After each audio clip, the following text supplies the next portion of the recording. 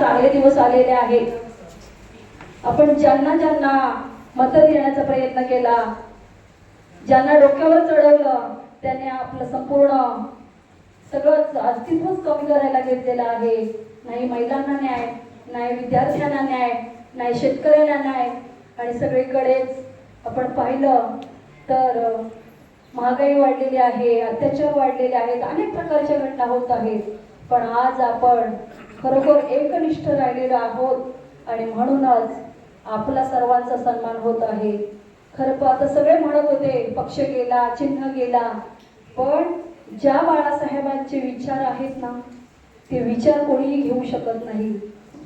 ते विचार आजही त्याच ताकदीने प्रत्येकाच्या मनामध्ये रुजलेले आहेत. आणि म्हणूनच आपण शिवसैनिक भाग्यवान आहोत की त्या विचारांच्या छत्राखाली, त्या विचारांमध्ये आपण वाढलेलो आहोत. आपल्या प्रत्येक आताच दादाने म्हटलं की माझं बोट जरी कापलं तरी माझ्या बोटातून शिवसेना या नावाचंच रक्त निघेल.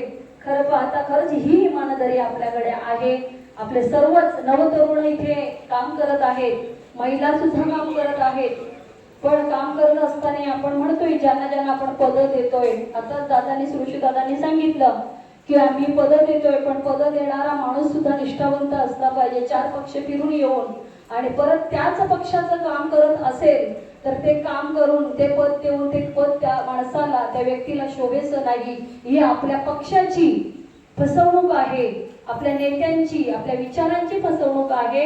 आणि ही कुठेतरी थांबली पाहिजे. एकनिष्ठ काम करणाऱ्या व्यक्तीलाच आपण हे पद दिलं पाहिजे. का तर गावागावांमध्ये आज जी शिवसेना उभी आहे, 1 असो कार्यकर्ता, 2 असो किंवा त्या गावातले 10 जरी कार्यकर्ते जुने असतील तर त्या कार्यकर्त्यांमुळेच आज ही शिवसेना जिवंत राहिलेली आहे.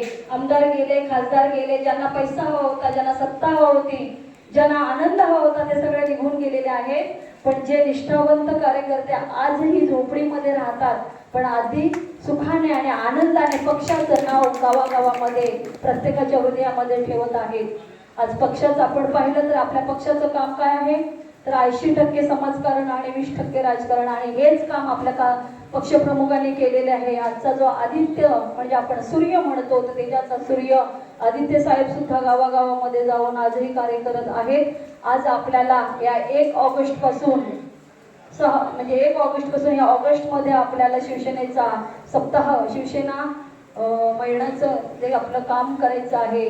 प्रत्येकाने गावागावामध्ये जिथे शाखा नसतील तर त्या शाखांची नावं, शाखा प्रमुखांची नावं आपणच आपल्या गावातील जो कार्य करणारा तरुण असो, युवती असो, मुलगा असो, महिला असो किंवा अनेक म्हणजे आपले जे काम करणारे निष्ठावंत कार्यकर्त्यांनाच आपण तिथे संधी दिली पाहिजे.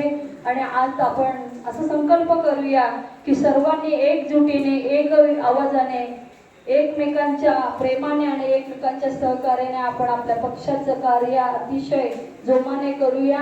आणि या 29ला आपला पुन्हा शिवसेनेचा भगवा आपण फडकवूया. आताच आपल्या पक्षासाठी जे हे चाललेलं आहे निकालाचं, म्हणजे आपले कपिल सिब्बल लढत आहेत, आपली पक्षाची बाजू मांडत आहेत. निश्चितच आपलं चिन्ह, आपलं पक्ष आपल्याला मिळणारच आहे. याबद्दल निश्चित आपण राहूया. आणि इथे फारच वेळ झालेला आहे. सर्व कार्यकर्त्यांना आता जेवणाचाही वेळ लागलेला आहे.